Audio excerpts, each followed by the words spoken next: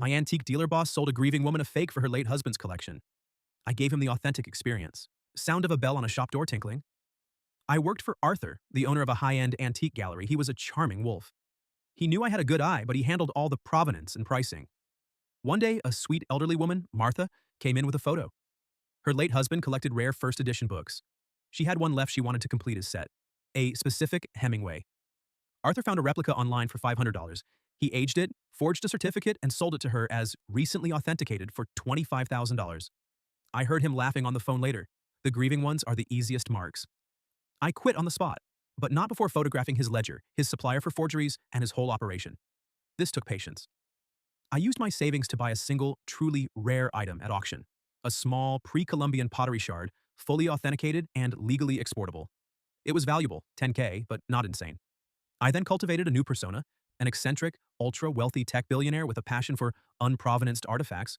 The shadier, the better. I hired actors to be my assistants, rented a ridiculous luxury Airbnb for a viewing, and contacted Arthur. He took the bait, desperate to land a whale client. Over months, I asked him to source increasingly dubious items. Each time, he'd procure fakes or looted goods, and I'd buy them through escrow, building a chain of evidence. I asked for a centerpiece, a Mayan stela, a large carved stone monument. Obviously, exporting a real one is a major federal and international crime. Arthur, now seeing his big payday, connected me with a truly black market supplier.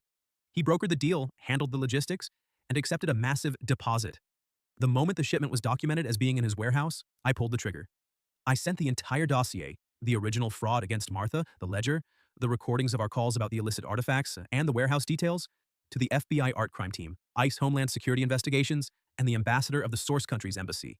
The raid was on the news, federal agents hauled out the fake stela, which was still a crime to attempt to import, and boxes of his other forgeries and illicit goods. He's facing charges for wire fraud, conspiracy, and violations of the National Stolen Property Act.